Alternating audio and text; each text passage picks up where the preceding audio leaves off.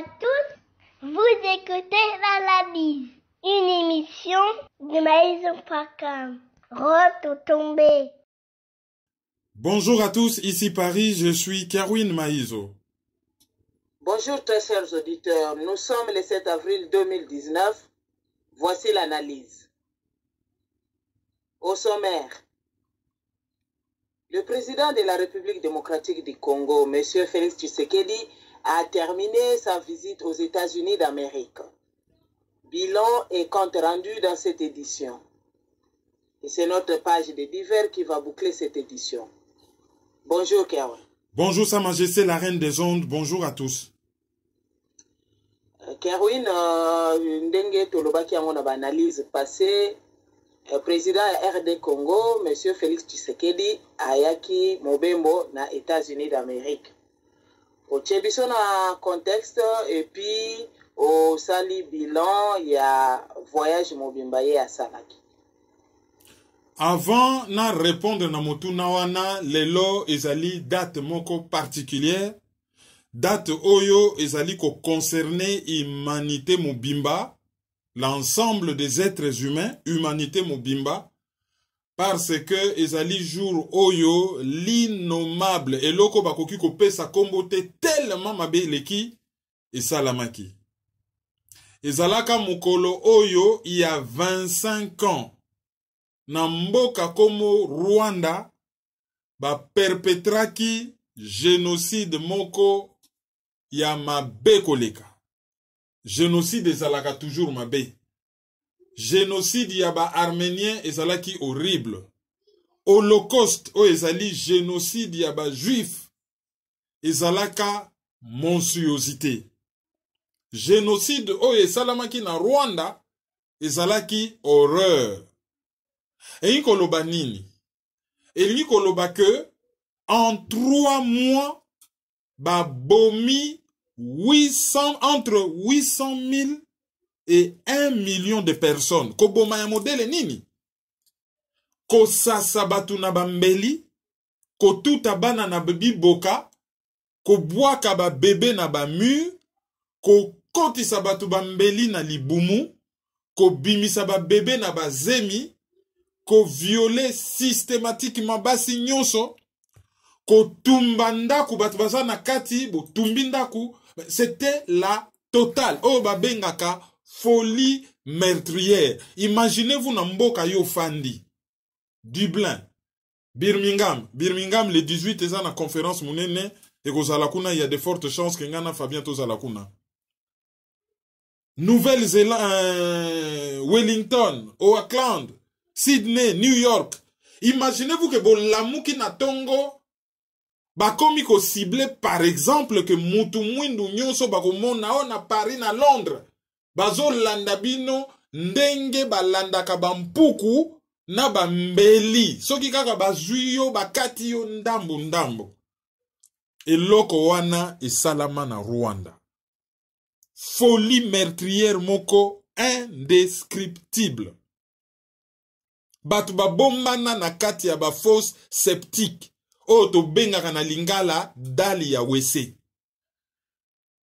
Ke mutafanda na kati ya dal. Bazo boma ya fanda na kati. Moko abimi na butu akeya melima ina pompe azongi abomani na kati ya dal. C'était l'horreur totale et absolue. Et loko wana même nyama akoki kosala yango te. Babengi yango génocide. Si des ali ko boma. Et géno c'est le genre humain. Ko boma les genres humains. Et dans cette affaire, ba visaki, ba tuti. Oyo, bazali batu mwindu. Oyo bafandi na Rwanda, me balobaka kinya Rwanda lokola ba utu. Ba tuti bazali ba nilotique, ba utu bazali ba bantu. Pourquoi esalamaka ndenge wana? Déjà, avant esalama, ba esprit ekomaka préparé na likambo wana. Et likambo wana eko salama. Et lelo oyo, toyoki ba cérémonie, toyoki ba commémoration na ba radio nyonso. Et bandaka l'air avion oyo, ezalaki komema président Abiyarimana ya Rwanda na Cyprien Taryamira ya Burundi, Mobutu fallait ka kota na kati. Ba bikisi ba lobby ko kota te. Alors, batu mingi ba lobaka na livre Dignité pour l'Afrique, oh, les Belges bat ba yebisaka ye. Mais ngai un collègue ya RFI a yebisanga lobby bazo sala interview na Mobutu, Paul Baril, oh ya français, a ye ko yebise likambo na litoi. Et après ma solo wana itinéraire échangé. Ba misusu ba lobby ezali Alain Atundu, Alain, comme on est à Kalakou, Tezalaka, Alain, Tezalaka, Soka, Alphonse. Bon, Alain Atundu. Il y a beaucoup de versions. Oh, il ça là que pour et loko ba visa ka mukoloana. Et zalaka ke ba président nyonso. Oh, yo ya Bantou, ya région ya Afrique centrale ba koufa le même jour. Et ba sasa bisoko sasa. Mais lokola Mobutu a kota kite. Yende mutifala zo avion na ya sala tour lokola ya zaki neti.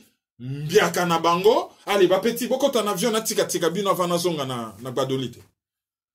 Et, yele ra yoko échappé, bato bakene ko kota na Falcon wana, bake ko kufa, na missile moko ezalaka tiré depuis quand ya Kanombe, na banlieue ya Kigali, à côté ya aéroport.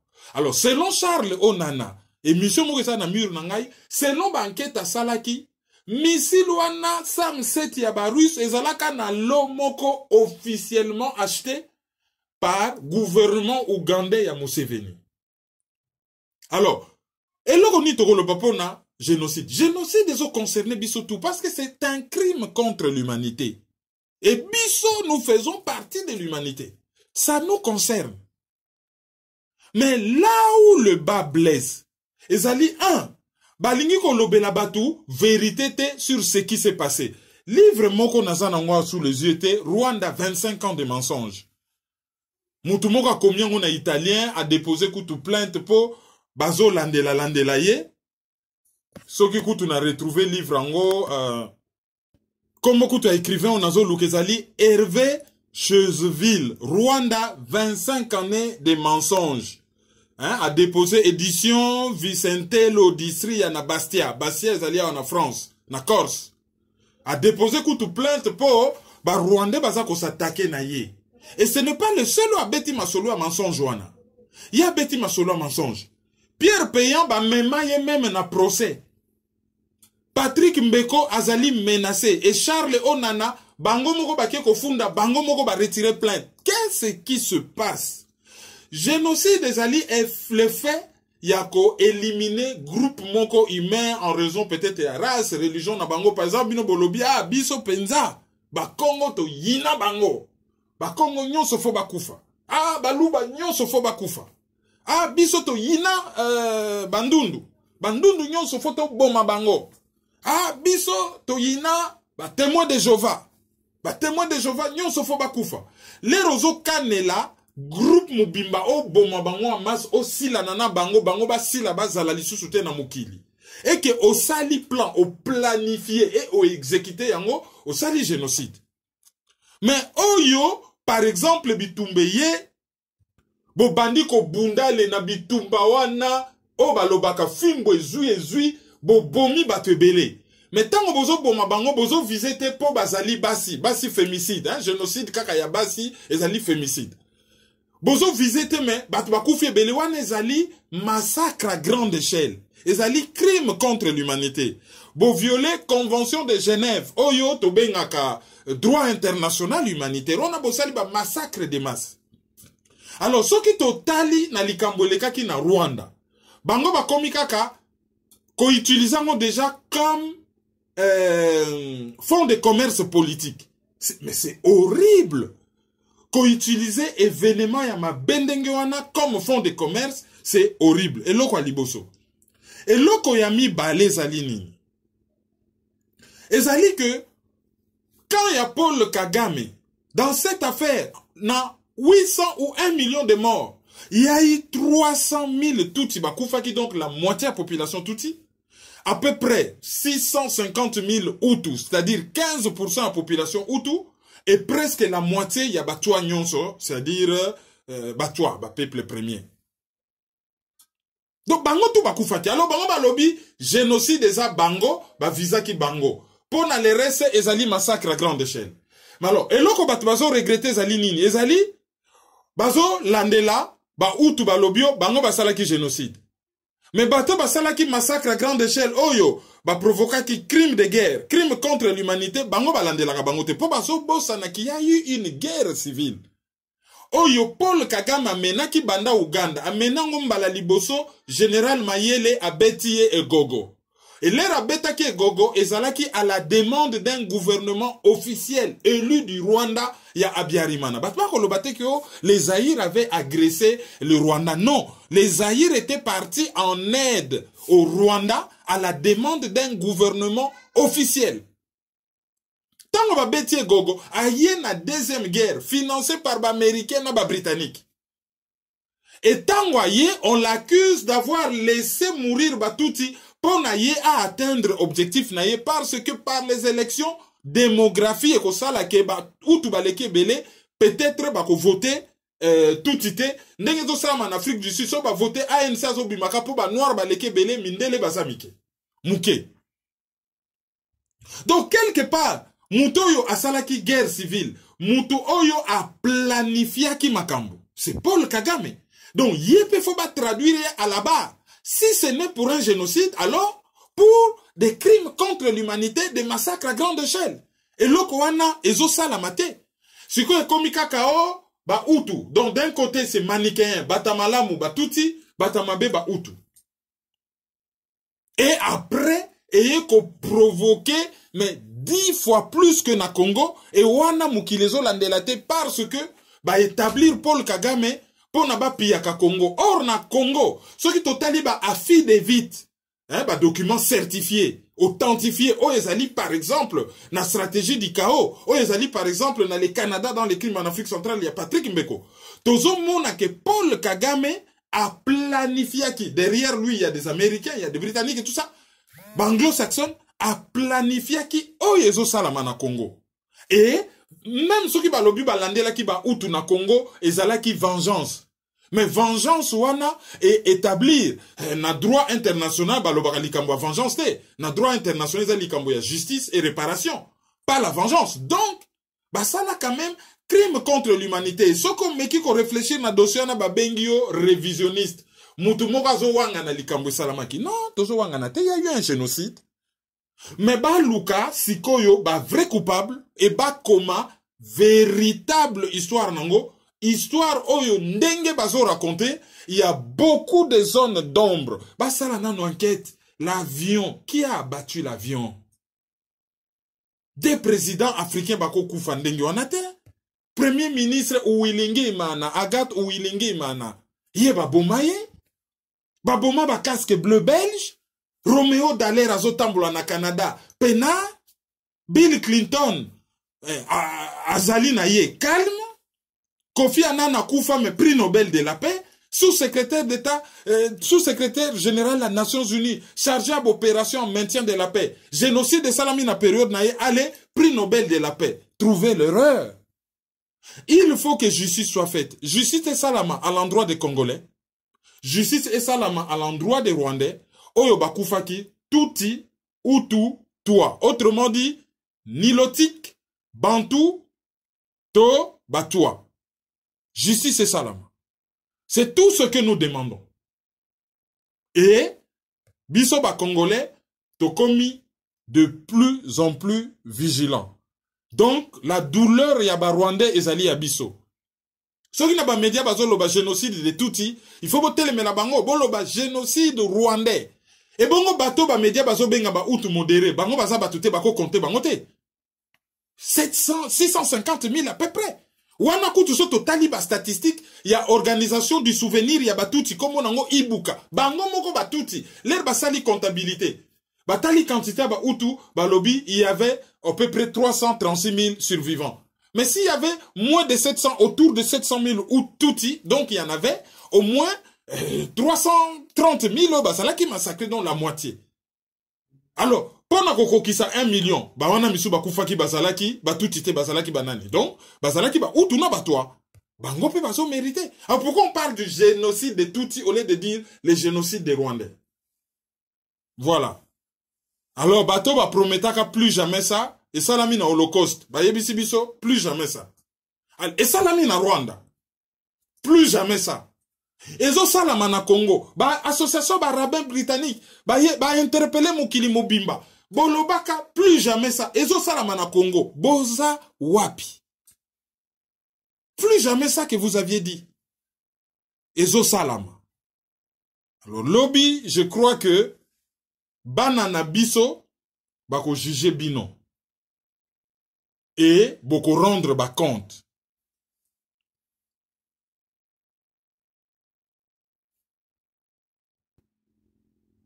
Sikoyo tozongi na voyage ou bien mobembo oyo président ya RD Congo monsieur Félix Tshisekedi asalaki na États-Unis d'Amérique nde na lubaki yango tiebiso na contexte mission ya voyage na ezalaki nini et puis ba retomber oyo politique ya RDC ou population ya RDC ba bénéficier ezani. Félix Tshisekedi, président de RD Congo, a kendaki aux États-Unis le 3 et à Longwe, lelo na États-Unis, logiquement, selon Ndenge Moko annonsaki na 11h heure ya États-Unis, au Bakisi 6h heure ya Kinshasa, c'est-à-dire 11 plus 6 et ça lit 17h heure ya Kinshasa, to 18h, disons 6h, 17h na Paris et na Kinshasa, ezo sala je crois 16h. Pour na makambo ya ba RDT et tout ça. Alongwe kuna. Asali tourner. Une bonne partie à tourner wana to sito traitaki yango. Et lo wa liboso tozaki na ba difficulté ya koyeba voyage na ye ezali nini. Ezali voyage d'état, ezali voyage de travail, ezali visite officielle, ezali visite privée, difficile à savoir. Na tweet ya présidence bazoloba visite de travail. Mais la radio et le gouvernement américain, la voix de l'Amérique, ezoloba voyage officiel. Mais eloko ya liboso et pas ya mutumoko ya zali mal élu, nommé. Oyo a komi koluka légitimité à tout prix et à n'importe quel prix libanda. Eloko elingake za l'intéressant pour na ye. Ezalaki ke yemei président ya États-Unis. Actuellement, c'est Donald Trump à Yambaye. Mais Donald Trump a zappé, a snobé, a bêtié kara. Soki tolobi, tozala maloba mabe, togoloba ke, président Trump a lobaka shitol country, pays de merde. Donc, ezali on dirait président ya pays moko de merde, aye ko beta tourne États-Unis, président des États-Unis azana yekunate. Azo ça la fundraising na ye. N'est pas ya l'association juive des États-Unis par rapport à l'élection koya. L'association juive na l'association israélienne pour débat des alagamakasi. Quand est-ce qu'on doit parler des associations juives? Quand est-ce qu'on doit parler des associations israéliennes? Awa to préféré vocabulaire ya l'association israélienne. Et akeye na yekuna na Texas kokendo solo la masolo ya mur na ye faut établir à snobéyer. Sur ce plan, Isali échec. Bon, Akutanina, Mike Pompeo, Oyo, Azali, secrétaire d'État, ministre Affaires étrangères, et na États-Unis, ce qui est exécutif, c'est-à-dire gouvernement, Azali, deuxième personnalité après président, pour Bangba, ça a premier ministre. Mais, c'est toujours mieux. Yakukutanana Motoya Yambo, que kokutanana oyo aye moi sima. Et to déplora que, en tant que président, il fallait fendre un hôtel. Ayamba en audience, ministre et énergie. Mais a préféré qu'on se déplace, accueilli comme on a ministre de l'énergie, oya yambi na bureau na ye, ezali penza, kopé sa impression que azali président Bwana Bwana. Ake kota la Bwana. Ah, Bwana ministre boni. C'est-à-dire mutumoko ake ko tendre liboko. Oh! Ndenge tozali wana Kongo azali mwasi kitoko oyo bazo luka na libala, il faut asala fier. Mais mwasi ake ko mitika na ndawa libala ye moko ake ipenza ake ko mitika bo bala ngai. Botala kutunga na zana fleuve Congo, tala kabaka ta na fleuve barrage, bo balangai. Isalagati. Et akendaki, na think tanks oyo na kombo ya Institut américain pour la paix et ndenge pe bachaki ye kuna vraiment ezalaki kosala poiti. Je ne pense pas que président en Nigeria soka kendaki bangai bafandisa ye ndenge bafandisaki wana bafandi na mwa baban carré ezalaki ko honore yete. Mais na visite wana eloko eza motuya oyo penze ezali motuya likambo moboko ya likambo e oyo eko déterminer avenir politique ya Félix Tshisekedi ezali rencontre oyo ye asalaki na John Bolton, conseiller en matière ya sécurité ya président américain Donald Trump, équivalent ya François Beyana Bango. Pourquoi? Parce que dans les États-Unis, tous les matins, ça la réunion de sécurité. Ah, bah troupes nabiso na Afghanistan ndenge nini. Bah na besoin nini. Ah, il y a eu un mort, il y a eu un attentat. Il bah na besoin nini. Porte-avions oh ezalaki na Méditerranée, sali nini, ça bien. Bon, oh ezan Atlantique et pour ça na Congo.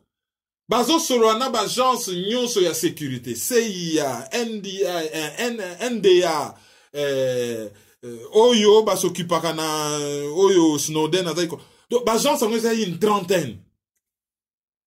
Chaque matin basolola et mutazo coordonné pour les comptes ya président Ezali chargé na ya sécurité. C'est-à-dire ce qui est les États-Unis pour basala kayango to wanga na te ba décider que il faut basala président moko coup d'état. Makanisi wana mutoyo ako lamba yango. Ezali chargé ya sécurité. Or, débat mikolo ezali, ndenge nini Félix Tshisekedi akokata singa oyo ekangami na likolo nyembes ya deal oyo ye asinyaki na alias Joseph Kabila. Président Macron ayebisaki ye kata singa na Joseph Kabila soko lingi basalisa yo. E batutu bayebi ke deal wana nde mute kangiye nyembes. Et ba Américain bazo yebisa ye balobi kata cordon ombilical na Joseph Kabila ndeto salisa yo. Or, demande ya quand ya Félix Tshisekedi ezali bo salisa ngai na kangami na motambo na kata singawana. Mais de l'autre côté ezali te yo moko michaki makolo na motambo mi katela singa tubela publiquement mi katela singa soki partenaire na yo alinga chayo manzaka tokoki ko salisa yo. Mais qui nous dit que les Américains ba osala? Dilemme cornélien.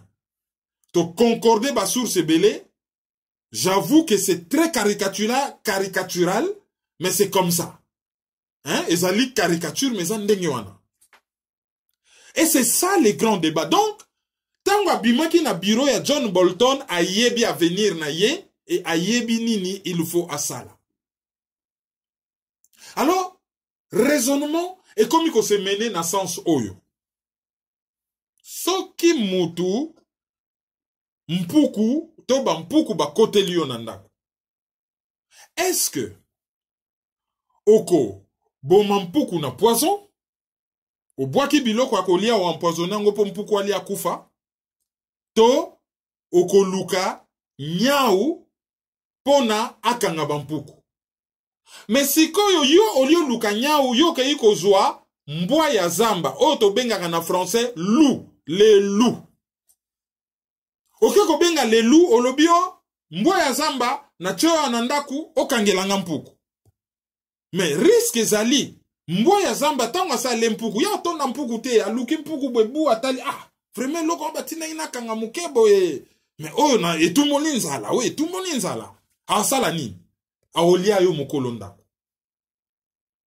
Parce que tango Félix Tshisekedi il faut bolanda makambo batu bazo loba ezo lekisaba message belé awuti na Rwanda alobi ako écraser ba groupe rebelle ako écraser. Et d'ailleurs na monaki inventaire ya ba groupe rebelle oyo monsieur comment on écoute Zakanani Chikwanine à Salaki alobi mais c'est pas facile. Il y a quoi écraser na ba groupe étranger, na ya ba congolais, na ya ba Rwandais, donc il y a étranger, il y a ba ougandais, il y a ba rwandais, c'est pas facile. Mais pendant le baboué assurance ni nazalaki nango, puisque MONUSCO a fanda wana na 22 000 hommes na Congo pendant 20 ans yango yo MONUSCO a kokake loko mokote. Bon, tozala naïf. James Kabaré bazaki chef d'état-major ya armée congolaise. Armée rwandaise ezalaki wana na est. Ba soi-disant incontagni, ba salani. Ba imbonera kure ya Burundi pe ba yawana armée ougandaise kutule ba utaki kisangani bazalaka pe kaka wana. Opération Artemis ya na Ituri ba ya kosala ba expérience militaire na ba kenda ba français ina Union européenne. Tango Kabila swani na ba belge a bengani ba belge, ils ont eu du mal au ba ki ko former batume matériel ya formation ezalaki tellement lourd et tellement délicat à transporter que tu veux comprendre que derrière mon Congo ya ba congolais avec la complicité de Kabila, soi-disant Kabila, Hippolyte Kanambe bazalaki ko sala soki ba recherche soki pillage que tango ya swani na bango alobi bon boyaki ko former biso formation esili oh yo ye ko salisa mutu alobi ko salisa nga lisusu te yo komo lela ah ba peki singa na salisa ye boya ko bondela vraiment nga nazo kaka posa ko salisa ye. Posez-vous la question, ezalaki li salisi donc ba belge pe ba kokati na yebisa kabino na analyse na lobby Africom ezali commandement ya armée américaine en Afrique bato nyonso bakenda na Allemagne na Stuttgart po général a dirijaka ngo a dirijaka na ba téléphone ba satellite ba ordinateur ole ba kino fana kuna na Afrique bacha ba bureau na base ya kami na to na Kisangani soki wapi rien ba bureau eza na Stuttgart soki bolongwe côté à Porsche Mercedes bozo ke nanzela ba bureau minene bomona kana ba bureau ya Africom bango batu ba yedaka ba Kagame na ba satellite azali na armée aérienne te mais ba réfugié bazalaki ako sasa na zamba par des avions obi avion ezalaka na munduki mozo baluka loko l'hélice ezo silisa batu na zamba ba Rwandais baza na forces aériennes te mais ba silisa batu na zamba wana Congo ba carte satellitaire même guerre ya AFDEL nyonso wana c'était l'Africom Africom eza na Congo ba kokaka ko ba lingaka ko écraser batu wana te otango Félix Tshisekedi azoloba avec arrogance na ko écraser.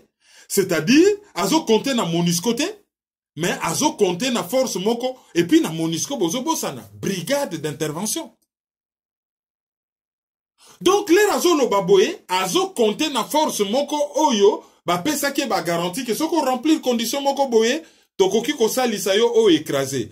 Or, batuana bafanda 20 ans na ba Rwandais, na ba Ougandais, na ba Angolais, ba Sud-Africain, bafanda na bango na alias Joseph Kabila.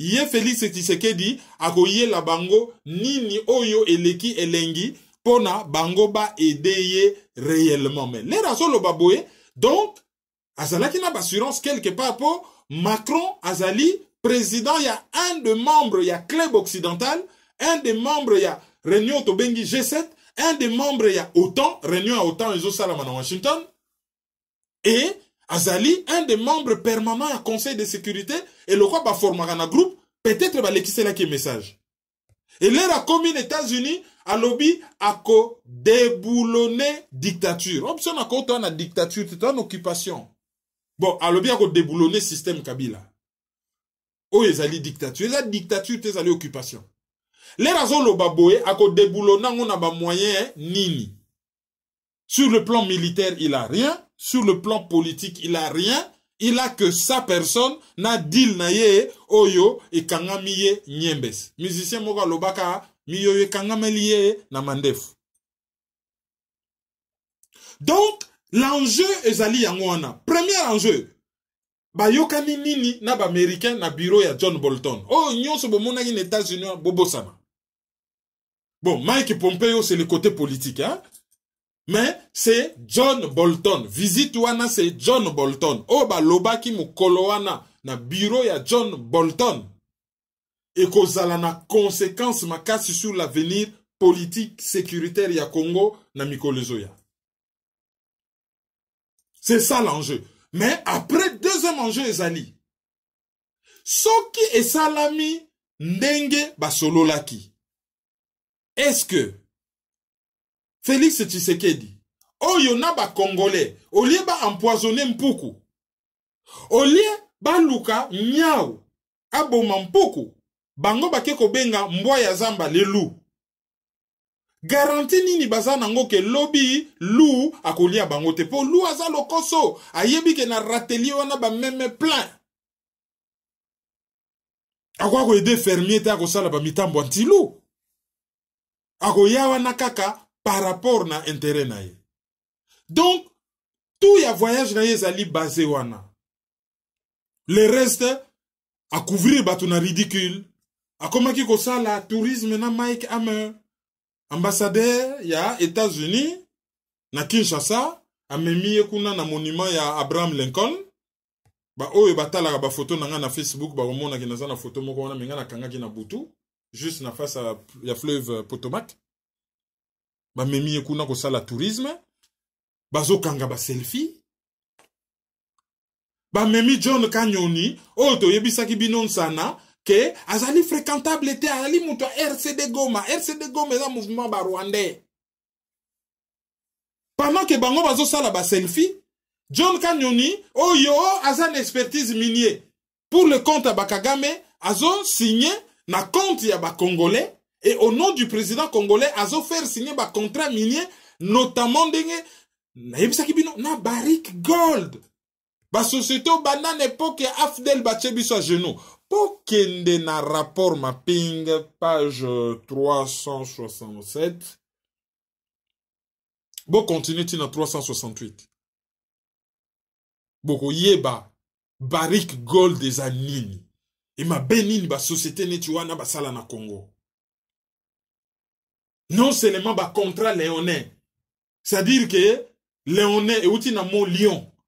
Soko zo kabola nyama na lion, lion aliaka soka tondi atikeli ba chakal. Donc biso chakal, lion, Barrick Gold, lion, allez tout, mais quoi atikeli biso ba chakal ale bozo ndambo. Et non seulement ça, bazo salaka kwa empoisonnaka ba bibale sur le plan écologique, c'est la catastrophe et bazali pa impliqué na makambo susu ya malamu te oyo ezo salake ba population bazali ba victime na ndenge muketi. Ba Congolais, bosalaka ba selfie, batu oyo, ba bosaka pour les intérêts étrangers, dont certains sont des étrangers, bango bazo sala ba faire pour le compte de Paul Kagame derrière notre dos. Ça aussi c'est une catastrophe. Et enfin, consolation, ah, la Zaïroise et Yembami, ah, oh, debout Congolais. Boko lako, akendagi na cimetière militaire ya Arlington. Ezali cimetière militaire oyo ya États-Unis, c'est vraiment très impressionnant. Place bakundaka ba héros na bango ya guerre. Ba benga kango cimetière national ya Arlington. Ezali na Arlington na Virginie. Ezali cimetière américain. Et ba sala kango n'époque ya guerre ya sécession. Les États-Unis et katanaka non na ba confédéré na sud. Bato batangaka, ba bande dessinée ya Blueberries, boromona histoire nyonso ya guerre ya sécession, eza nakati. Et, ezalaka ancienne propriété ya mwasi ya général Lee, ou ezalaka chef ya armée ya ba confédéré, c'est-à-dire, ba état très raciste ya sud. Bon, soki ba lobby, Virginie, c'est-à-dire, Washington métropolitaine. Tobenga ondengwana. Baka Paris intramuros na banlieue. Voilà. Basi bakunda na cimetière wana 290 000 personnes. Superficie nango ezali presque 3 km² ou 2 km², 2,53 km². Bakundaka, ba ancien combattant ya ba guerre américaine nyonso. Banda na guerre ya indépendance. Ti na guerre ya Irak, ya Afghanistan, guerre ya sécession, ya Vietnam, ya Corée. Bango tout. Bazakuna et bakundaka ba gradé nyonso pona sodoko takuna il faut soit aux alliés anciens combattants soit aux alliés soldats moko oyo aux alaki médaillé na armée américaine et bakundaka pe ba président américain misusu par exemple Kennedy azanakati. Alors devant mémorial wana ba salaka ba cérémonie régulièrement et si ka tombia inconnu ezali batonga ngo na marbre. Mukolomo tozo leka na véhicule wana na gari uele na butu tozo na moi pardon tozo ka ba canon. Ah na tuni gari mais ba canon en plein Washington. Ah bon na kata cimetière kuna loko ba cérémonie za la gebele, ba tira ka ba coup de feu, ba sala ka ba cérémonie belé. Alors Félix Tshisekedi ba akei ko visiter Bibembe ya baninga, ko rendre hommage pa ya Bibembe, po ya koma na ye spécialiste ya Bibembe, ko randaka hommage. Alors ba yembi debout congolais, ba tirer ba coup de canon. Bon, allez, batu ba komo kumisa, atako ba kumisa ka yango. Elo bata maître retia lobi, ah, ba pesiye supu nankanya. Ba kamati fourchette, allez, mela supu na fourchette. Loko lanzale zalaki makasi fo ba mona ya zolia, allez, akamati supu, azui fourchette, ole ba pesa ye lutu. Ba pesiye supu na fourchette. Ba yambi était na président Trump, allez, akeko se consoler kuna. Et il était là, devant Ebembe, il y a Tata, il y a ambassadeur des États-Unis, on dit que sa famille a soda. Pour le roi Tata Bakundi et Wana, c'est Gazala qui soda. Pour Yemo ambassadeur, aux États-Unis, n'a ça pas Azali soldat, Azali militaire. Allez, Bakeyikuna devant Ebembe, il y a papa et ambassadeur. Mais oh, il y a papa sali plus de 2 ans en morgue. A annoncé que le 24 avril, les alliés date mounene, le président Belé bazo zela. Bakoya, peut-être bako kundaye le 24 avril, et asali gaf a lobby oso ina komi na kin. Ole na kende na côté à centre-ville, na kokeneno kinkole na notala ba travaux mausolée. Un président qui communique son itinéraire comme ça en public, à la télé, azali ko se mettre en danger et en insécurité. Donc, à quelque rendre hommage, et pas ya papa, ya Mike, to yebite lo di bakene ko sala na cimetière, so ki kop ni na ngwe komaka ka cimetière o cimetière, bon, a komi muninga na ye, mais, ba américains, ils n'ont pas d'amis. Félix Tshisekedi azali filel ya Mobutu. Et erreur Mobutu a sala, c'est de croire que ba américains bazalaka ba minaye. Ils n'ont pas d'amis, ils n'ont que des intérêts, et ba ça il a kabatuloko la Kleenex. Na page ya Sylvie Louone Andé, une des meilleures pages ya blogosphère congolaise qui compte les nets. A sali humour moka lobby, li solo ya les corbeaux et les renards. Tango bazo flatter wana. Congo, Malalibosse ça la véritablement démocratique. C'est comme ça, ndenge pe bazako lobaka ba Museveni, ba nouveau dirigeant africain. Baluka qui même combat ko justifier dictature à Museveni ba pesa ngo kombo moko soki nini na bosani. Allez, soki bo se rappeler na kombo bazako benga ngo non ezalaki démocratie monopartisan ou dictature démocratique bon na bi komo ni ba pesa kati. Tala so ba o flatter ou ba na besoin no ba o flatter yo. Muta lobango eza président américain te. Bazotinda batase, bo loba, bo flatter, à signer, à se sentir à l'aise, à signer. Qu'est-ce que le peuple congolais gagne dans cela? Rien. Donc, nandenge ya image. To monaki mutu morazo luka légitimité libanda, légitimité mutape sarango eza peuple. Nandenge ya image. Na Congo to yebaka ye Bizimungu, na États-Unis to moni ye président Bwana Bwana. Donc, nandenge ya image, bilan ezali négatif. Sikoyo, likambo basolola ki na Bolton, wana ezali top secret. Alors, côté wana, bilan ezali positif ou négatif? Soki objectif ezali, kopindo la Kabila. Total makambo eko salama. Mais soki apindo li Kabila, qu'est-ce qui va se passer na ba américain? Est-ce que le fait que ba américain, po, enjeu ezali ba américain, batali ba lobby, oh, moi so tozako sakana na yebiso moko, Chine pe, akomi kokota, na ndenge ya ekenge na sima mokongo. Ba ivoirien ba benga ango tape do. Azo beta na sima mokongo. Alors le batali Chine azo ya, to bonde la mwasi oyo, sinote akotenga makote ya Chine. Risi pe, akomi nzala makasi, alamuki, akoki koya. Peut-être, le fait que équilibre dans le monde, et comme il n'y a plus une seule hyper-puissance, mais la puissance, comme remettre en cause puissance États-Unis, peut-être que ça que États-Unis, au lieu à cynique, à la gourmandise, bon, à peut-être une tendance à l'objet, bon, to nyati pe kongo mingi, to traité yango autrement, d'autant plus que ça la propriété ya, entre guillemets, na zone dima yangote, son abi na zone dima yangote, ça dit na zone toléré yangote. Mais la réalité, c'est celui-là.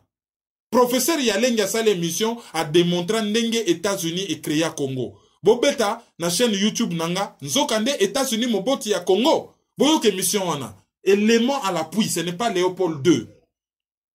C'est les États-Unis.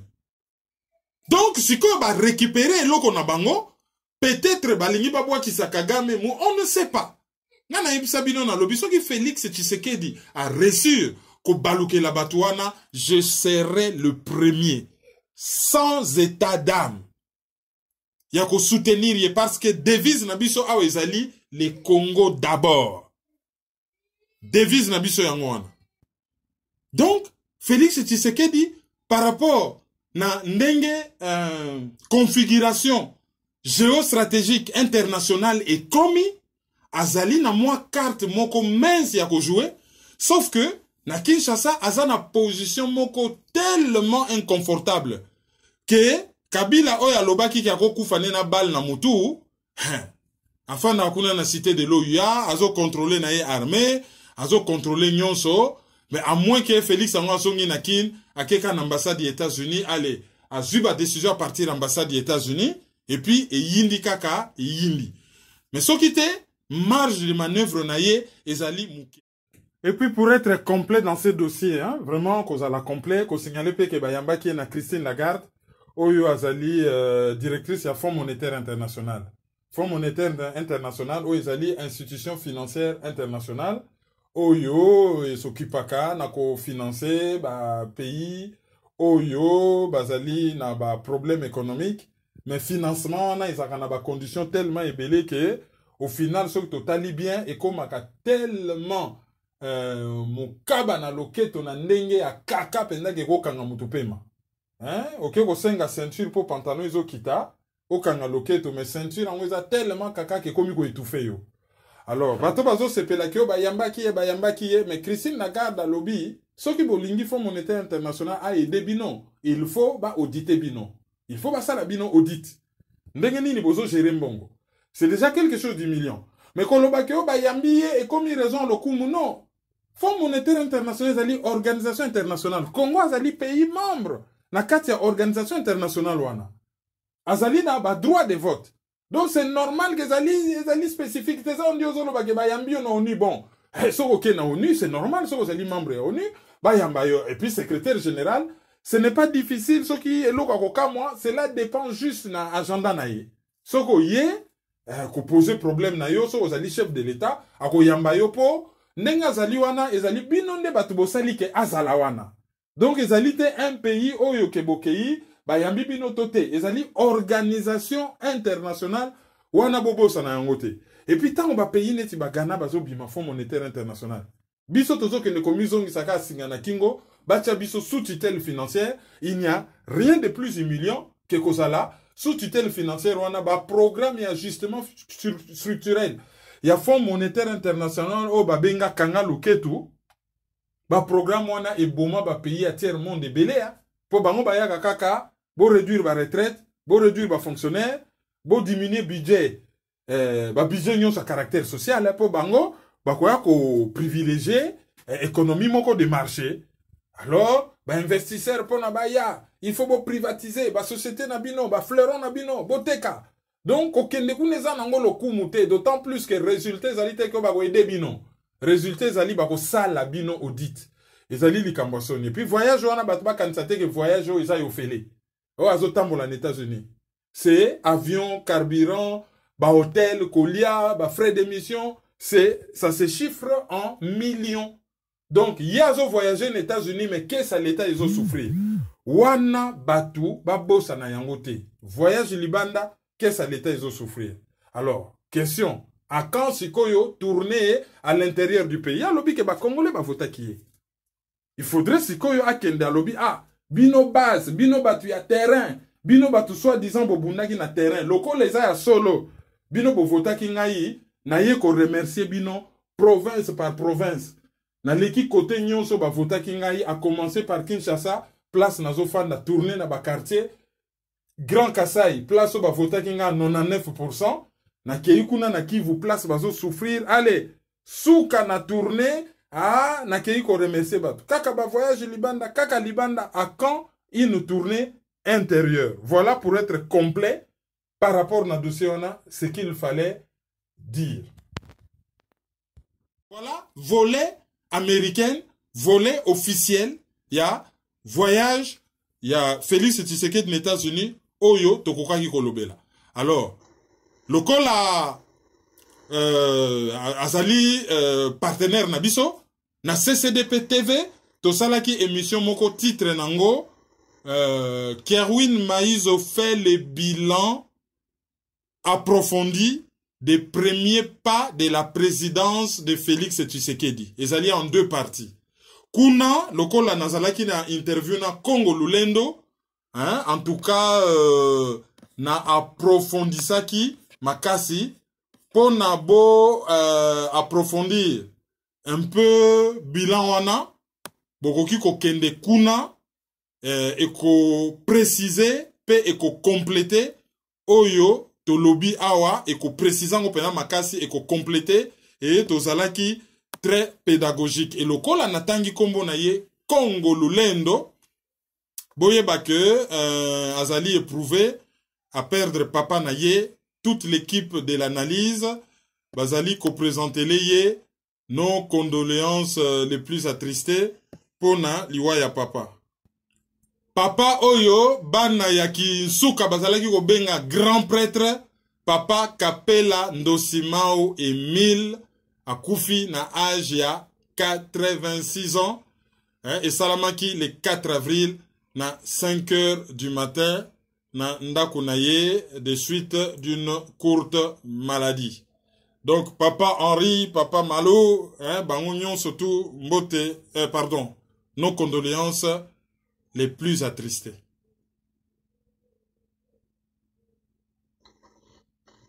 Sikoyo ndekango ba retomber par rapport à un Congolais lambda izani. Par rapport à Congolais lambda, c'est-à-dire que Congolais lambda oh ya Congo, ezali que le fait qu'il y a kendaki États-Unis, so que simbi Congolais a moni clair. Mais so que simbi te Congolais tikali na boumbu. Wane loko liboso. Et loko ya mi balé pona Congolais lambda, Congolais muntu kampanda, muntu songolo mpakala. Hein? Lambda na mot français. Lambda, muntu kampanda. Ezo la kisanini, ah, démocratie ango to chaka confiance. Ba américain yo babele la ka démocratie, ba français démocratie. Bango yo, ba komiko yamba, receleur ya fraude électorale. Mutu oyo, bango moko ba sanctionné kutu bato ba organisa ki ba élection ba bibo tala ndenge ba organisa ki yango mabe ba sanctionné bango mais bazo kumisa mutu oyo azali receleur ya fraude électorale. Côté image et pas ya Congolais lambda ezali catastrophique. Comment pourront-ils encore croire à la démocratie? Parole ya ba pays développé wana ça vaut quoi? Parole ya ba pays développé wana parole na bangolais ba kana ba leçon ya démocratie. Pour sikoyo déjà ba réseaux sociaux na développement ba média et ça lit que lokuta na bango essayer bana. Ba kenaka na Irak te. Ko ne ko sauver Koweït contre l'Irak. Ba kenaka na bango luka pétrole. Oh, démocratie na Venezuela, démocratie mais président américain lo ba ke loto ke no luka pétrole musika. Bah, les plus grands jugements du monde des alliés à Nasimandako. Toke no lukango. Allez, Muntu, azalaki na ye, lutte, mbalamoka sali coup d'état bango ba appuyer. Mais tango ba russe ba komiona, Maduro, il a repris du poil de la bête, hein. A comment Zouelaye ba sanction, ba kotisi jeune homme bata 35 ans, ce qui combien en erreur, ba russe ba komi déjà wana, langage est comment changer. Lelo na Libyo, bazo senga, général Haftar, oh yo, kosa la guerre te, solution na Libye zali politique, mais les bango batako boma Kadhafi, solution zalaki politique te. Donc, batu ba comprendre, ndenge ba fonctionnake, mon ba biloko ya boye, l'air boko ya na ba masolo ya ba démocratie, ko fraudete, zala honnête, droit de l'homme et tout ça, bazo ta la comportement na bango, par rapport na Congolais lambda, ezali image ya mabe. Après sikoyo, par rapport na Congolais lambda, ou n'importe quel Congolais élite ou ya diaspora. Félix Tshisekedi aille aux États-Unis. Il faut on dire quand même que depuis longtemps, c'est une des rares fois Oyo, président ya Congo, Abimi, et aye, akutanina diaspora, bazo solola, bazali à l'aise, comme en famille. Et là, quoi, salama kala, ba priva, ba congolais yango. Alors, qu'est-ce qui s'est passé? Parce qu'il y a eu 2 visites. Il y a eu visite, il y a Madame Denise Nyankeru Tshisekedi, na, ba maman ya Amérique, na, ba misu ba uta Europe. Et Salamaki, bon, malheureusement, a komaki na retard. Toyebi déjà que batako banga mubule bima babenga ki bato penda underground na CC. Ah, oyebi mutu, akoyiko ya. Bato ya mwa mbilinga bayate. Bino bogoya. Tolukela bino mwa babis. Mwa kolie kozala. Bakomaki ko négocier ngo, mais vraiment, bazaki ko négocier. Malheureusement, aye na retard. Ngai na discours na monaki te kaseskizaki. A tenir na ye discours ya mokuse mais improvisation. Ah, natamboli, namone pa baninge bongi, vraiment pa na biso, bozonga. Non, problème mboka ne ko bonga te po ba na poto bazongi. Mboka ne ko bonga, soki biso, to soki si occupation, to bengani boccupant, to tche administration digne de ce nom, to tche état de droit, c'est-à-dire que moutunyo sa so to sa mibeko, et état de droit, ezalaka respecter so boza na police ya malonga, justice à Malonga et sécurité oyo armée azo garantir. So biloko wana nyonso ça s'est construit. Et to zongi ce système éducatif digne de ce nom mboke bongi mboke ko bongate opo bata diaspora ba ye ko zonga oboya ko zonga mboke ko bongati. Et afanda ki wana mbangu bazaki ko banga on dirait que ko yinda aya na salle ba kuti batu belé. Yemoko zomona kazala ki surprise d'ailleurs et ça même na batu ba surprenant qui est libosote azana likambo famille il faut kende. Ah bon, peuple bazali wana yozo privilégié famille, donc la famille d'abord au lieu du peuple. Mais batu ba santa ki ça je l'ai eu de 2 sources différentes. Batu bazalo bakutu ba yoka ki azo regretta lobi il faut natika la nanga yawa. Au fait azala ki sûreté que bako yambaye bien. Donc ayiko za la surpris à improviser. Elle a pas mal parlé, mais on sentait vraiment l'improvisation. À lobby vite fait, bon, ma violence. On sent, à lobby qui m'a bêté, mais on sentait l'improvisation. Voilà. Alors, vous voyez que ça, les locaux Moroya, un peu mieux, un peu plus vigoureux, il y a moins bien, un peu plus consistant. Mais, à sali service minimum, et azo kende, or makamama longue, zala ki wana yazo kende ne so makamba famille. Bon, bien entendu, tu as vu que ba voyage en Dengwana, ba visite en Dengwana mbongo bimakia. Mais bon, tu apprendre que cocktail en okale babando servir bobilo ici. Bon, mbongo bimaki sko bilo ke wapi. Tu as vu ça la procès d'intention te mais ba uta ki ba Canada, ba ville misika, obika ba Amérique ba distance. Ba sala ba 2000 km ba fanda wana toute la journée. Et le minimum ezaki ne fiske balia. Ba griller, ba billet, ba carburant, ba nini, bon. Ce qui ba le malongate, c'est regrettable. Alors, ce qui Félix Tshisekedi mo azolo ba ke ya azozonga lundi, azozonga na dimanche na 11h, mais maman Denise akotika la ya ki na ndenge na ye. Ah bon, ayaki na ndenge na ye me budget ya rencontre wana ebimaki na poche na bango privé to na ba compte ya l'état pour soi-disant ya ki na ndenge na ye. C'est ça aussi la question. Alors, yemoko Félix Tshisekedi ayeko kutana na ba congolais à diaspora. Donde na lobby et de loko moko salama kala. Ça c'était bien. Mais malheureusement tanga komi wana bon to yebani nde to na poto wa to yebani. Il suffit de passer talaba direct ezakebele. Ya Gary Iwele, ya Gino Wile, ya Marius ba direct ezakebele. Et biso ba misu ba soso pembe na salle wana na yebite so na yebana ta na 100 personnes. Il suffit de placer kaba coup de fil de batu bazala ki wana ndenge nini na kwa na bino ndenge. L'impression qu'on avait. D'ailleurs wecha lobaka ngoa alobi awa fayulu asali plein boye ba ke bandeko ya Kasai ba ko soutenir ndeko na bango médaille ko koya te ba osala plein. Et c'est ce qu'on a vu. Donc ba ye ko soutenir ndeko na bango. Alors, le président censé être national ça a donné l'impression d'être le président d'un coin de la République. D'autant plus que sur le plan communication, sur le plan symbolique, à Salaki Lissusere Mosusu, les rakomia a keko visiter nani Mutombodi Kembe. Or na NBA wana biso Congo loko makasi wana ba baskati rebele. Akwa ko yebisa Mutombodi Kembe alobi pone bima secteur te benga bandeko na yo yaki na NBA banda kala luka ba Bismarck biyombo banani ya luka bango bozaka soki 4 soki 5 luka bango ale boya wa tokutana to solola polera sali boye déjà na ba réseaux sociaux bat ba komai komona ke qui se ressemble s'assemble bat ba komai komona na réseaux sociaux mbala moko likambo oyo tango ke réseaux salama Mutombodi Kembe zo négociaka ba or na ina bata RCD. Ça aussi, c'était mais vraiment une grosse erreur. Et tant na ba réseaux sociaux comme ya mbalamusu pas à négocier à récupérer bambongo na ba bosco tanganda ba melaka ye. Vous voyez tout ça, ba service na communication ba voyez qu'on veiller na ba détails amiqués, le diable se trouve dans les détails. Ils ont loupé cette affaire.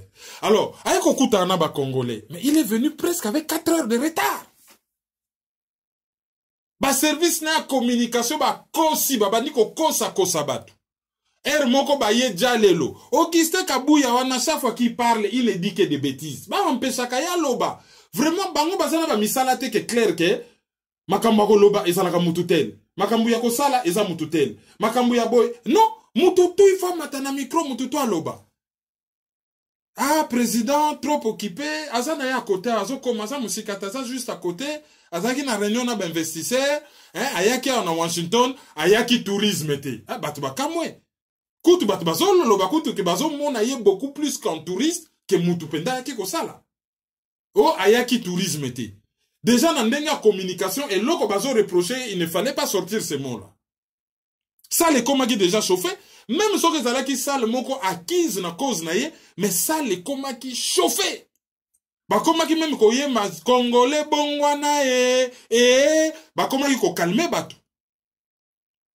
Mais l'air lobby ke ayaki tourisme te, mais akoki ko lekate na Washington sans kaya ko mona base na ye UDPS.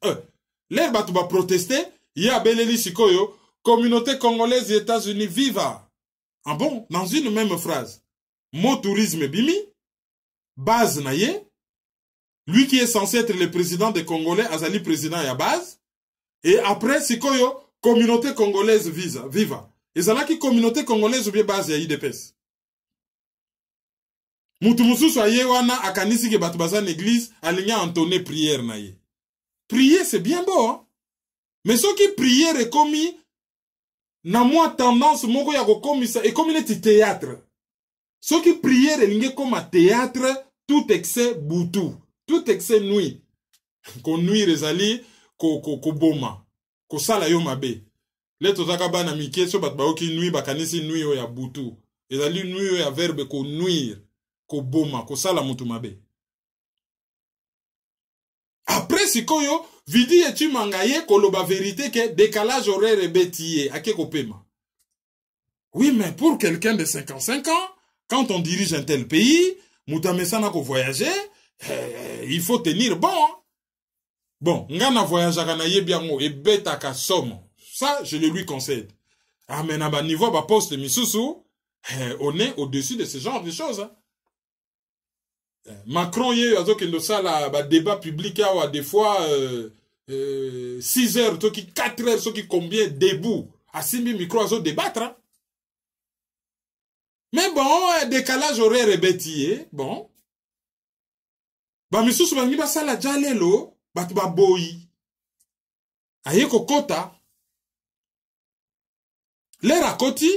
Abeti na ye maloba na ye. Oyo, olezala. Sujet de fond. Ozo mona improvisation. J'ai envie de dire que ça là qui blablabla. Pourquoi quoi koloba ke? Ko remercier Nzambe pour na pesi bango pouvoir. Nzamba pesa ka pouvoir ya fraude te. Wana penda ifo. Aloba kaka. Merci ka okoko korobo po omoni ba yanke so bazo ke le prière batako sambela nzambe mais batako benga ye na argo ka okoko korobo pesa biso nguya yozo renye na likolo biso to bare ba mtusa na ba zende awa na se voilà bato bazo ke noyiba me bazo sambela ka okoko korobo Alors, wana olia koloba kutu nzambe soka loba kutu ka okoko korobo on aurait compris. Po nzambe azali te po na fraude électorale. Nzambe azo condamné yango. Et bato bazo ko kriaka amen, amen. On n'était pas à l'église. Ya kwa kondima amen na nyonso.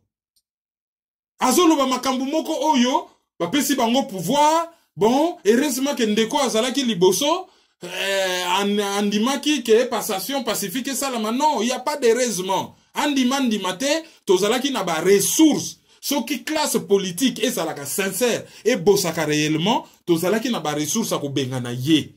Et ndeko wana soi-disant, azalaki déjà ko kende. Ce qui Félix Tshisekedi signaka deal na yete, aringaka tikalati. Bo pesi biso pouvoir, bo pesi biso majorité na parlementaire, tozali obligé, to sa la coalition na ye. Non, mais ba pesa ki bino majorité te, ezali ke ye a nommé Félix, et a tchétché batunaye plein denga tché bango na parlement, et siko a décidé que madame Mabunda, Janine Mabunda, muta ko remplacer Oben Minaku na mutu ya parlement, wana pe tokozongela yango. Ndenge bazo sala makasi, Werason azonga député, asala ki ba recours na ye, ya Kikwit, comme ça, lokola ya azali populaire, azali mutu ya Kikwit, et que Kikwit azali fief ya Lamuka, aboma Lamuka ye muta pe perde, ça c'est un calcul politique. Et là, lobi likambwana, akio loba likamususo yo, ya, pona barrage ya inga, ba projet zali Amerika linga sali sabiso, mboko ye sova biso lobi makambebele, mais guerre ya Afdel, Rwanda, tout ça, c'est l'Amérique derrière. Et ba Congolais, ba telemi, ba komiko crier, USA, USA, et ça la gana na loba kango, Frantz Fanon ou Malcolm X. A lobi, hein, le plus grand allié, il y a oppresseur, ezali mentalité ya opprimé. Bouyuma na yo, na mentalité na yo, ne ekosala ba mone la yo comme il se doit. Ba multinationales américaines et certains milieux américains, tous ne sont pas mauvais. Bazali à la base ya situation biso tozo connaître. Mais tout le monde ba Congolais, États-Unis, ba yembi USA. Ça c'était la catastrophe de la soirée. Égypte ne Éthiopie baza na problème na bango, Éthiopie aza na suka na armée. Yebi c'est Égypte makambo ok. Yo za ko se développer kuna, biso to simba mai ya fleuve Nil te po yo za kuna na ngele, biso to za na tolo, to simba te yo ko menele biso guerre, ko biso pe to komi na armée. To on a ba besoin d'électricité, to komi pe usine du monde. Après Chine biso to zo koma usine en Afrique, to on a besoin d'électricité. Bazo sala barrage na bango. Ba yebi sa ki Égypte. Ba solo na Soudan. Soko lingi guerre yaka, mais biso to sala barrage. Bon, ça la barrage na mongi ici là. Mais Félix Alobi, président égyptien a yebisa qui est que ce que Éthiopie. Non, Éthiopie ça sali barrage. Et ce que sali barrage, ce qu'il faut que ça la bango guerre, il faut tout ça la bango guerre. Yangwana ye fasili sa inga noki, pour na apé sa bango courant batika ko bunda. Te, bako sili sa inga po biso to se développer. Même ceux qui te reteka courant, et ça li pour na avantage na biso. Tshisekedi n'est pas le président pour résoudre le problème ya Égypte ni Éthiopie, ni président ya Ouganda, ni ya Rwanda, ni ya quoi que ce soit, le Congo d'abord. Donc, improvisation, à l'obide makambu likolo, et nena epsa batala, batbayaka na bango ko luka misala, baye wana toute la journée ko zela, ba lobil moment makamoko ya l'élection ça kako to yebi likolo eloko malongate likolo bo ba telemi et comme ba memo he après sa réponse ba insister ba yakina ba memo nde na ba memo eza ko luka misala ngana yebi boy ngana tanga boy ngana luka musala après ça bat musala il n'a rien, il n'a que lui et sa présidence kutu po akaze ba ninga na ye asali ba collège ba conseiller. Place à côté conseiller en communication, ça li collège à ba conseiller pour ba caser 3-4 personnes. Pour ceux qui président yé, azana gouvernement, azana parlement, a koki ko caser même 15 000 personnes na gouvernement, na parlement, na entreprise. Si ko ya azana rien, même ba mina yé, azali obligé à gonfler nombre ba conseiller pour caser bango. Si ko ba memo ya bata ko pesa la bango misala wapi. Ya azana yé président protocolaire.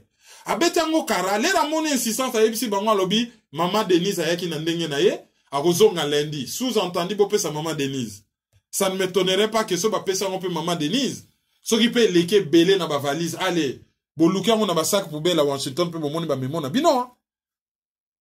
Donc, la montagne a accouché d'une souris, à part sur le plan symbolique, que, et Salama Kalake, président à Congo, azali en symbiose, comme en famille, batmaye ko solo là, ko discuter, et là, quand on est Salama Kala cette image, oh, ezala qui positif, le contenu, ezala qui creux, le fait est que, et puis, moi qui n'est moi, un réflexe, mon régionaliste, c'était, mais vraiment, un cheveu dans la soupe, oh, il fallait, ça là, vraiment, et là, quoi, congolais, quoi. Et là, beta masolo ya o batika batalamuka batika tribalisme.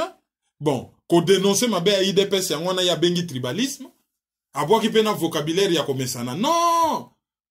Problème eza tribalisme était problème eza line communautarisme. Oyo ezo créé cette espèce ya sentiment de rejet. Oyo batba komi ezali façon na bango ya ko boya ce communautarisme là agressive. Faut batouba changer, batouba ça l'examen de conscience, batouba changer. Pour nato cheminer dans zela malamu. Alors, likambo ya ebembe ya Tshisekedi, nzoto na ye na ipsaka bino, na lobibo zonge la banda guerre ya sécession à Sud Kasai. Ndenge ba nationaliste ba kufaka. Lokola Lumumba bima héros, il faut payer ngambo mususu ba bimisa pe héros. Ba réparer image ya Malula, Kalonji, Kongolo et tout ça. Alors, héros, bango ba bimiseza Tshisekedi. Et là, il faut susciter ba débat, mboka wana batimba, mboka wana batabwanya baza, mboka wana bazotala, et babiloko ya mikendenge wana ememaka batu na ba chemin mususu sans ici. Et quoi ko bende la ba sujet moko ba discussion qui n'ont pas lieu d'être, bazala mayele, l'air bazo luka kosala, passage na bango en force.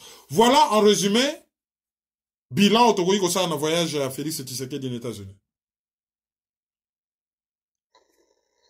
Le kisiko na page na kiso ba divers na sujet liboso ezali correctif moko et yela kibiso awa na rédaction na biso sur matanga ya prêtre moko ya Inongo o ya kufagi na Italie. Prêtre Didier et Pampale o ya kufagi na Italie, topesaki information oyo tozwaki na ba source belé et tozwi correctif et outil na ba comité organisateur ya ba obsèque na Rome. Abbé Nduita Nchangien, azali prêtre originaire à Inongo, azali en pastoral na Rome, azali membre à comité organisateur à Bobsek, à Lobby Boye. Nzoto ya Abbé Didier et Pampare et kozala rapatrié na Congo mercredi le 11 avril na 23h. Abbé akufaki le 1er avril na 10h na Pesaro na Italie. Bakosala messe moko ya suffrage na église Sacré-Cœur de Jésus na Rome le 9 avril na 10h. Après messe bakomema nzoto na aéroport Fiumicino kombo na ngobi muso ezaka Léonard de Vinci ya Rome po na komemango na Italie na Kinshasa pardon. Alors soki nzoto ekomi na Kinshasa bakomema yango na Bokoro. Bokoro ezali kuna na Kutu, ezali petit séminaire moko yebana makasi po na esika bakokunda ye selon ba instruction ya Monseigneur Donatien Bafudinsoni oyo azali archevêque ya côté wana. Soki boyoki Bafudinsoni, c'est ça le Congo. Ozoka kombo ya ba Congo maza musakata. Dernièrement na yoka ki pe basakata ya ba masikini bazali or ezalaka pe na province orientale. Et na yebisaki bino basakata bakaniki plein, basakata baluba ya bakaniki plein. Baka songo obandi nango banana ba Congo tina katanga. Donc c'est ça le Congo. Bato bazo ya Voilà, donc ba précision fa eto sala yango wana. Donc biso to pesa ki info ya liboso to zwa ki eto sitaki ba source na biso. Nouvelle ya liwa. Oya informa ki biso ke camarade na ye ya kelasi Abbé Didier et Pampale akufi ezali Julien et Kaka na Texas et Kiaka pardon na Texas. Ba après ba détail ya matanga to zwa ki yango na Rome. Après ba discussion ye ote ezalaki boye te ezalaki boye. Oh non, ba camarade na ba s'organiser. Bon, mais quand même, dans le milieu, il y avait un souci. Alors, ceux qui soucient, on les a réparés, mais nous, on ne peut que se réjouir. Donc, le cola, bako rapatrier, bako memaye na bokolo. Bokolo, c'est une bonne chose. Il n'y a qu'à défendre thèse na doctorat en lettres classiques et littérature chrétienne, dans le mois de juin. Asili Saki na déjà thèse presque. Azana ko clôturer, oebika tozali en avril là, ozo silisi thèse. Et tikalika ko dactylographier, ko tangango lisusu malam au défend. Dans 2 mois, il n'y a qu'à bima, docteur en lettres classiques et littérature chrétienne. Tout est vanité, mais vraiment vanité de vanité. Et à peine la rédaction na biso toujours par rapport à matanga ya Abbé Didier communiqué comme la kibiso que programme oyo officiel selon moto a signé communiqué ezomona na Abbé Claude Ilikiwa secrétaire chancelier et Lobami Boye jeudi le 11 avril nzoto mowe kokoma na Kinshasa. Vendredi le 12, nous avons colongé Kinshasa et Bokoro. Samedi le 13 avril 2019, bakokundaye na cimetière ya petit séminaire ya Bokoro. Wana ba précision tozalaki na ngwa kosala par rapport ya matanga ya Abbé Didier Pambale oyo akufaki na Italie. Voilà.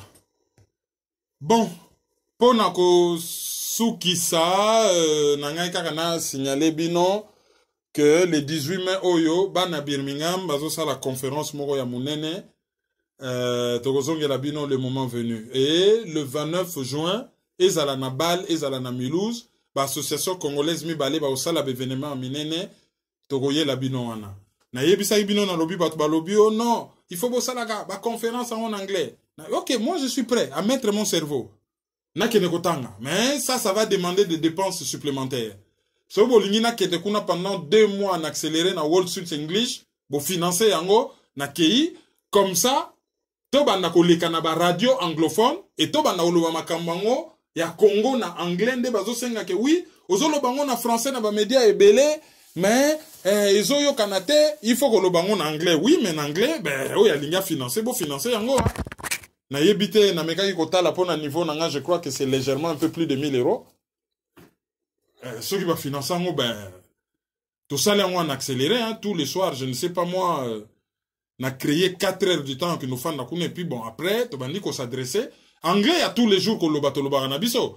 Moi que nous loba anglais ou expliquer makamba Congo na ba radio na ba conférence en anglais, là il faut mais vraiment ko bakisa niveau. Après nanga na recommander les bino livre oyo poto sala ki hommage na Simaro Lutumba et les gars qui na RFI boke na www.rfi.fr bo cliquer na podcast bo sélectionner couleur tropicale bo ando tala émission bo tali émission vendredi bo remona hommage au toranda ki na Simaro et so bongi bo yeba vie ba musicien congolais nyonso Jean-Pierre François Nimi Nzonga oyo azali ndeko ya Nimi Mayidi Kangimbi asala dictionnaire des immortels de la musique congolaise moderne édition Academia Brûlant AB na Belgique ezali très fourni mezaka bakata na dictionnaire et pour na koyeba pe masolo ya musique na ya sap botanga livre yo Manchester Vros Nyarkos études sur la sap et la religion kitendi vie et œuvre tome 1 ezali manwana kitwa mutu akomi yango ezali na présence africaine ezali pe na Harmattan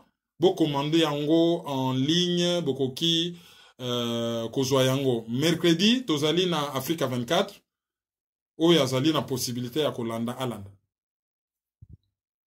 Oui, avant les canaux auditeurs du jour na biso ndenge olobaki bakombo ba masikini ezali partout et kanisi singai ndeko moko ya sango kombo na ye Frédéric Mulwansomi Masikini aza peu prêtre originaire ya diocèse ya Inongo mais il est pas à la Italie kuna soki na Rome je crois. Voilà. Tous les qui s'y connaissent auditeur du jour parce que Abbé Frédéric ou prêtre Frédéric azali ndeko ou grand frère ya Abbé Bienvenu Boninga. Voilà, Bienvenu Boninga ou azali vraiment mais ayebani na ndenge ya mukete par rapport na ba activité na ye. Auditeur du jour Nabiso Aliboso ezali Claude Massata. Yami Balé ezali Evelyne Bosoué. Azali mwasi ya ingénieur Lionel Manzombi. Bazali na Belgique. Sûrement na Bruxelles. Auditrice Nabiso ya Misatou ezali Paola, oh, il faut azalazaki na Israël, hein, il faut na revoir comment on a la famille. Alors, tozui Elisa Kisosi, tozui Guy Ahanga, tozui Chico, tout le monde a eu dernièrement na boulevard Barbès, côté à Château-Rouge, na bossani son nom de famille, tozui Kouzoulou Corneille, tozui Blaise Gbazabé, tozui Elali Kitoko, tozui Grace Kikwanga, tozui Jason Élysée, ou Jason Élysée, tozui Habib Hussein Lissika. Bon, doyen. Il fallait pas to chaye na kati yazali doyen. Aouti oko kisa 75 ans, Rangers. Le colonel Mpika na États-Unis. Yé penza mes respects. Soko solo line na téléphone a yebi hein. So ngo yé ba carrière militaire. Ndenge ni ba kota kan école, que ba qualité ni mutu fazala na yango. Formation ni neza malamu. Pete boyni kolobanine a expliquer yango mais calmement yé azalaka mais Rangers. Et togosuki sana Mimi Mayindu qui a fuka Solange Nzeyi Mana na Zion la Sionaise. Bangonde ba auditeur du jour na biso alelo. Na auditeur du jour nde to clôturer analyse am kola lelo. To remercier bino na patience na bino pe fidélité na bino na masolo oyo analyse. Bino bat kosala ka ke masolo oyo ezala. Merci mingi. Na batu nyonso ba contribuaki ba pesaki un petit rien na yebi ke ezali rien te za mingi pona anniversaire na pesi bango merci mingi na mobilisation na bino na ndenge balobaka ke na lela bino mabe merci vraiment pour la fidélité na bino to sala famille to constituer famille et puis to zalaka toujours na esengo malgré nyonso ekoki kozala ezala occupation ezala nzoto malamu te mais to se dépassaka pona to zala wana pona bino ba auditeur na biso merci mingi vraiment. Et to bosani je crois comme on a ezalaka mwanza ton auditeur mo akomelaka biso mingi na Ukraine mais tozo bosana bon to ko rattraper na analyse ezoya ko rappeler juste ce téléphone 0033 758 469 414 ezali lika mobile ya France. Pour na ba oyo balingi ko charger on a unité WhatsApp 0033 763 55 38 46 PayPal maizo@hotmail.com mail nabiso ezali analyse de kerouin@gmail.com et puis bolanda biso na Congo Éveil Radio CP la TV Debriefing Media Channel ccdp-rdc.com et puis na ba radio nyonso oyo ba releyaka émission oyo. Merci to kutana mikolo koya. Au revoir. Merci Ming, au revoir. C'est Dadadi. Merci beaucoup. Merci beaucoup. Merci beaucoup pour tous les enfants.